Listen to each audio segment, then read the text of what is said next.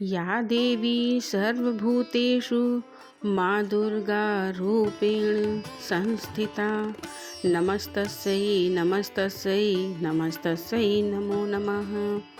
जय माता दी। प्रिय भक्तजनों, आज हम सब सुनेंगे दुर्गा सप्तशती पाठ का अध्याय 11।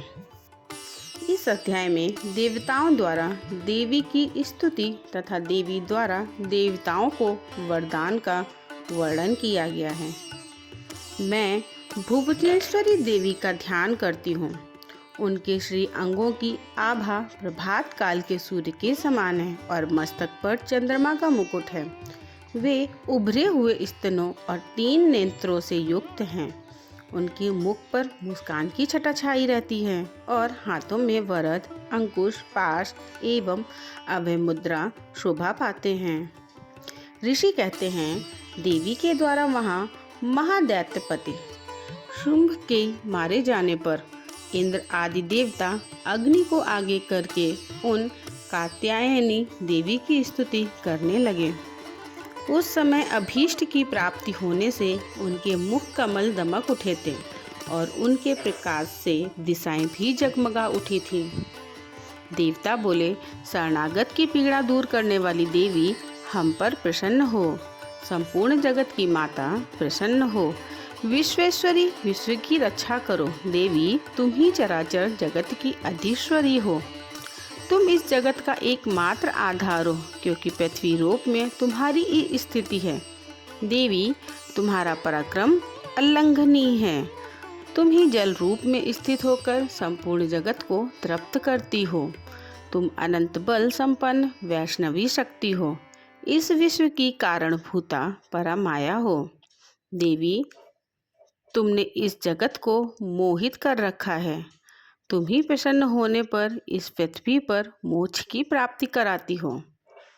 देवी संपूर्ण विद्याएं तुम्हारी ही भिन्न भिन्न स्वरूप हैं। जगत में जितनी स्त्रियां हैं वे सब तुम्हारी ही मूर्तियां हैं।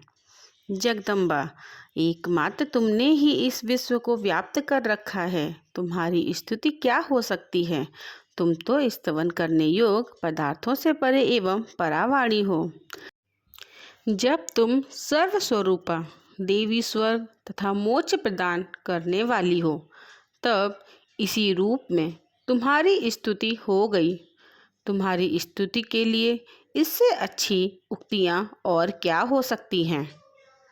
बुद्धि रूप से सब लोगों के हृदय में विराजमान रहने वाली तथा स्वर्ग एवं मोक्ष प्रदान करने वाली नारायणी देवी तुम्हें नमस्कार है। कला काष्ठा आदि के रूप से क्रमशः परिणाम की ओर ले जाने वाली तथा विश्व का उपसंहार करने में समर्थ नारायणी तुम सब प्रकार का मंगल प्रदान करने वाली मंगलमयी हो। कल्याणदायिनी शिवा हो। सब पुरुषार्थों को सिद्ध करने वाली शरणागत वत्सला 3 नेत्रों वाली एवं गौरी तुम हो। तुम सृष्टि पालन और संहार की शक्तिभूता सनातनी देवी गुणों का आधार तथा सर्वगुणमयी हो। नारायणी शरण में आए हुए दीनों एवं पीड़ितों की रक्षा में संलग्न रहने वाली तथा सबकी पीड़ा दूर करने वाली नारायणी देवी तुम्हें नमस्कार है। नारायणी तुम ब्रह्मांडी का रूप धारण करके हंसों से जुते हुए विमान पर बैठती तथा कुश मिश्रित जल छिड़कती रहती हो। माहेश्वरी रूप से त्रिशूल, चंद्रमा एवं सर्प को धारण करने वाली तथा महान वृषभ की पीठ पर बैठने वाली नारायणी देवी तुम्हें नमस्कार है। मोरों और मुर्गों से घिरी रहने वाली तथा महाशक्ति धारण करने वाली कौमारी रूप धारणी निष्पापे नारायणी शंख, चक्र, गदा और शार्द धनुष रूप उत्तम आयुधों को धारण करने वाली वैष्णवी शक्ति रूपा नारायणी तुम प्रसन्न हो। तुम्हें नमस्कार है। हाथ में भयानक महाचक्र लिए और दाढ़ों पर धरती को उठाए वाराही रूप धारणी कल्याणमयी नारायणी तुम्हें नमस्कार है। भयंकर नृसिंह रूप से दैत्यों के वध के लिए उद्योग करने वाली तथा त्रिभुवन की रक्षा में संलग्न रहने वाली नारायणी, मस्तक पर किरीट और हाथ में महावज्र धारण करने वाली, सहस्त्र नेत्रों के कारण उद्दीप्त दिखाई देने वाली और वृत्रासुर के प्राणों का अपहरण करने वाली इंद्र शक्ति रूपा नारायणी देवी, शिवदूती रूप से दैत्यों की महती सेना का संहार करने वाली, भयंकर रूप धारण तथा विकट गर्जना करने वाली नारायणी तुम्हें नमस्कार है। दाढ़ों के कारण विकराल मुख वाली, मुंडमाला से विभूषित मुंड मर्दिनी चामुंडा रूपा नारायणी तुम्हें नमस्कार है। लक्ष्मी लज्जा, महाविद्या, श्रद्धा पुष्टि, स्वधा, ध्रुवा, महारात्रि तथा महा अविद्या रूपा नारायणी, मेधा, सरस्वती, वरा, भूति, वाभ्रभि, तामसी, नियता तथा ईसा रूपिणी नारायणी तुम्हें नमस्कार है। सर्वस्वरूपा, सर्वेश्वरी तथा सब प्रकार की शक्तियों से संपन्न दिव्य रूपा दुर्गे देवी, सब भयों से हमारी रक्षा करो। कात्यायनी, यह 3 लोचनों से विभूषित तुम्हारा सौम्य मुख सब प्रकार के भयों से हमारी रक्षा करे, तुम्हें नमस्कार है। भद्रकाली, ज्वालाओं के कारण विकराल प्रतीत होने वाला, अत्यंत भयंकर और समस्त असुरों का संहार करने वाला तुम्हारा त्रिशूल भय से हमें बचाए। देवी, जो अपनी ध्वनि से संपूर्ण जगत को व्याप्त करके दैत्यों के तेज नष्ट किए देता है, वह तुम्हारा घंटा हम लोगों की पापों से उसी प्रकार रक्षा करे जैसे माता अपने पुत्रों की बुरे कर्मों से रक्षा करती है। चंडिके, तुम्हारे हाथों में सुशोभित खड्ग जो असुरों के रक्त और चर्बी से चर्चित है, हमारा मंगल करें। देवी, तुम प्रसन्न होने पर सब रोगों को नष्ट कर देती हो और कुपित होने पर मनोवांछित सभी कामनाओं का नाश कर देती हो। जो लोग तुम्हारी शरण में जा चुके हैं उन पर विपत्ति तो आती ही नहीं। तुम्हारी शरण में गए हुए मनुष्य दूसरों को शरण देने वाले हो जाते हैं। देवी अंबिके, तुमने अपने स्वरूप को अनेक भागों में विभक्त करके नाना प्रकार के रूपों से जो इस समय इन धर्म द्रोही महादैत्यों का संहार किया है, वह सब दूसरी कौन कर सकती थी। विद्याओं में ज्ञान को प्रकाशित करने वाले शास्त्रों में तथा आदि वाक्यों में तुम्हारे सिवा और किसका वर्णन है, तथा तुमको छोड़कर दूसरी कौन सी ऐसी शक्ति है जो इस विश्व को अज्ञानमय घोर अंधकार से परिपूर्ण ममता रूपी गड़े में निरंतर भटका रही हो।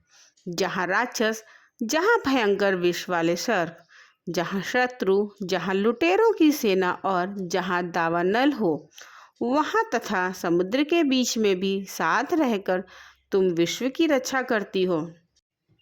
विश्वेश्वरी, तुम विश्व का पालन करती हो, विश्वरूपा हो, इसलिए संपूर्ण विश्व को धारण करती हो। तुम भगवान विश्वनाथ की भी वंदनीय हो। जो लोग भक्ति पूर्वक तुम्हारे सामने मस्तक झुकाते हैं वे संपूर्ण विश्व को आश्रय देने वाले होते हैं। देवी, प्रसन्न हो। जैसे इस समय असुरों का वध करके तुमने शीघ्र ही हमारी रक्षा की है, उसी प्रकार सदा हमें शत्रुओं के भय से बचाओ। संपूर्ण जगत का पाप नष्ट कर दो और उत्पात एवं पापों के फलस्वरूप प्राप्त होने वाले महामारी आदि बड़े बड़े उपद्रवों को शीघ्र दूर कर दो। विश्व की पीड़ा दूर करने वाली देवी, हम तुम्हारे चरणों पर पड़े हुए हैं। हम पर प्रसन्न हो। त्रिलोक निवासियों की पूजनीय परमेश्वरी, सब लोगों को वरदान दो। देवी बोली, देवताओं, मैं वर देने को तैयार हूँ। तुम्हारे मन में जिसकी इच्छा हो वह वर मांग लो। संसार के लिए उस उपकारक वर को मैं अवश्य दूंगी। देवता बोले, सर्वेश्वरी, तुम इसी प्रकार तीनों लोकों की समस्त बाधाओं को शांत करो और हमारे शत्रुओं का नाश करती रहो। देवी बोली, देवताओं, वैवस्वत मनवंतर के 28वें युग में शुभ और निशुंभ नाम के 2 अन्य महादैत्य उत्पन्न होंगे। तब मैं नंदगोप के घर में उनकी पत्नी यशोदा के गर्भ से अवतीर्ण हो विंध्याचल में जाकर रहूंगी और उक्त दोनों असुरों का नाश करूंगी। फिर अत्यंत भयंकर रूप से पृथ्वी पर अवतार ले मैं वैप्रचित नाम वाले दानवों का वध करूंगी। उन भयंकर महादैत्यों को भक्षण करते समय मेरे दांत अनार के फूल की भांति लाल हो जाएंगे। तब स्वर्ग में देवता और मृत्युलोक में मनुष्य सदा मेरी स्तुति करते हुए मुझे रक्तदंतिका कहेंगे। फिर जब पृथ्वी पर 100 वर्षों के लिए वर्षा रुक जाएगी और पानी का अभाव हो जाएगा, उस समय मुनियों के स्तवन करने पर मैं पृथ्वी पर आयोनिजा रूप में प्रकट होंगी और 100 नेत्रों से मुनियों को देखूंगी। अतः मनुष्य शताक्षी नाम से मेरा कीर्तन करेंगे। देवताओं, उस समय मैं अपने शरीर से उत्पन्न हुए शाकों द्वारा समस्त संसार का भरण पोषण करूंगी। जब तक वर्षा नहीं होगी तब तक वे शाक ही सबके प्राणों की रक्षा करेंगे।